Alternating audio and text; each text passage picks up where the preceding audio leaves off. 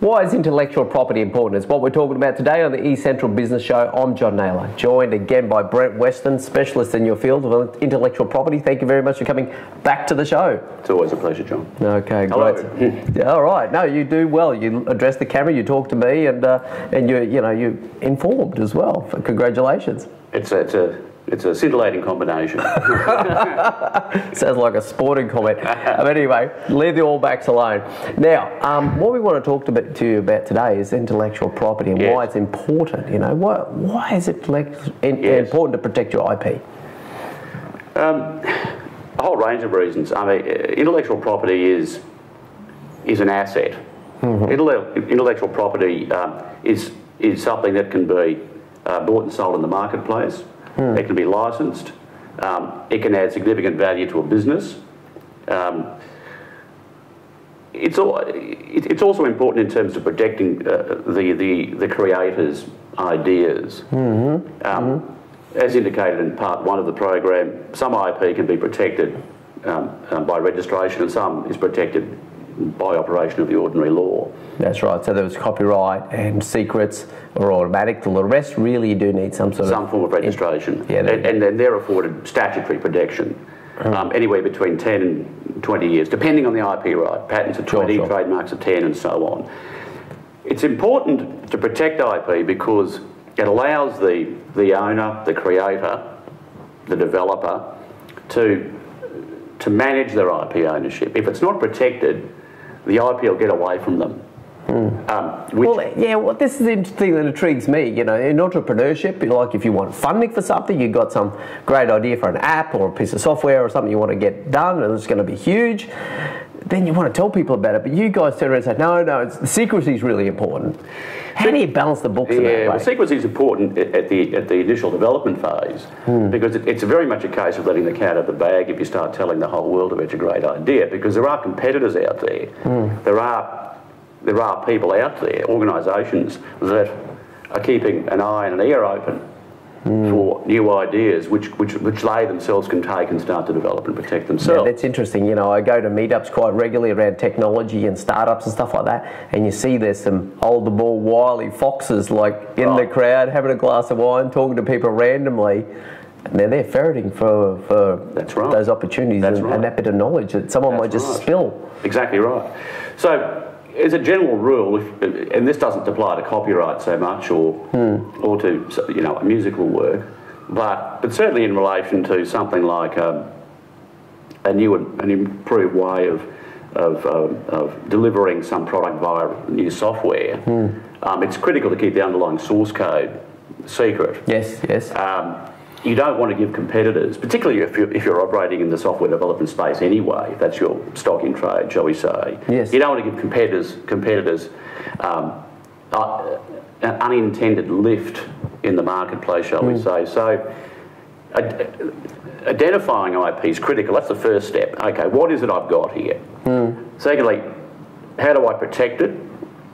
And once I've protected it, what am I going to do with it? So they're the initial steps, in my view. Really, the third phase is it turns on what your approach to the world is, I should think. Some people like to fix problems and then give that to humankind generally to improve the lot of us all. Some people like to make a bit of money out of their ideas. So they want to commercially exploit the intellectual property that they've developed and protected. A couple of ways to take IP to market. You can build a joint venture around it. For example, if you've developed a piece of mining equipment, you may attract investors, you may attract different entities that invest in its ongoing development. But essentially the joint venture is built around the IP asset.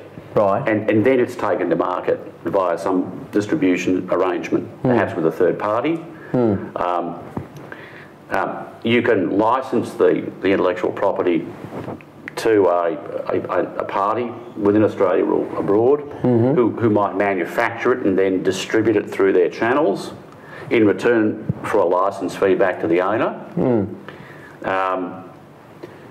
There's a lot of government funding available for the development and exploitation of IP as well, the R&D grants that are available. Oh, okay. So you can take your IP and tap into that funding to further develop it. You can form relationships with R&D startup companies or with universities to develop and then commercially exploit. There's a range of ways of commercialising intellectual property. Yeah. So on the basis of that, though, it's all about building an asset out of this, which then ultimately has a value. Yes. Now, how does that work? Well, that's in a way the fourth way of commercially exploiting IP, and that is to simply sell it. So you mentioned earlier, John, off camera, that we've had a plethora of IP or infotech type startup companies that have developed an app or some such thing. Super smart software, perhaps, that was novel.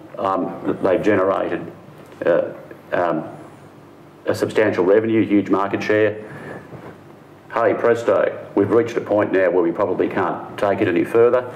There's an opportunity for a trade sale. Okay. And depending on the value of the IP asset, there might be a very large sale multiplier attached to it. So what that means is, generally speaking, a willing purchaser in good faith, as we say in the trade, will want to value the IP asset. Yes. And then they will, through a series of smoke and mirror type exercises, they'll arrive at what they think is a reasonable purchase price based on prospective revenue and market share. And so the value of the asset is X, and then it's multiplied by, say, 5 or 10, which arrives at a purchase price. So the better the IP asset has been protected, and the greater its value will be the higher sale price on exit. Okay. So that's the fourth way of realising the value of IP, is to simply sell it at a huge multiplier, or essentially a huge purchase price. Okay, well that's the dream. And now, are you prepared to stick around? I really like to drill down on entrepreneurship and startups and that sort of thing, the disruptors, and have a quick chat about that subject. Are you going to stick around and talk to us about that? Because I think there's some real value in where we're going with this. Is really energising me. But anyway, thank you very much there, Brent Weston. We find your LinkedIn's the best place. LinkedIn. And that's Weston, Weston, correct? That's correct, yeah. All right, fabulous. And Weston, maybe type in IP as well. Oh, okay, there you go. Brisbane. Okay, yeah, that's going to find you for sure. Okay, thank you, Brent. That's another episode of the eCentral Business Show done. I'm John Nayler. Thank you very much for watching another episode of the eCentral Business Show. What we're looking to do across the eCentral Business Show is bring to you the very best content from great people with really informative knowledge to share. It's something that you can listen to in the car. Don't watch it, obviously, when you're doing that, but we're looking to really bring value to you across LinkedIn, YouTube, podcastable content, so it's really great and informative business knowledge. So please tune in as much as you can. Now, the great ways to follow us, you can register on the database, make contact with us, and we'll put your email in. We're going to tell you each month what great videos will come out, and just give you a curated version through the eCentral magazine, where we're going to send you the most popular videos for the month. The other thing we can do is obviously invite you to connect with us on LinkedIn, linked up with myself, John Nayler. And the other thing, of course, is look up John Nayler on YouTube and subscribe to our channel there.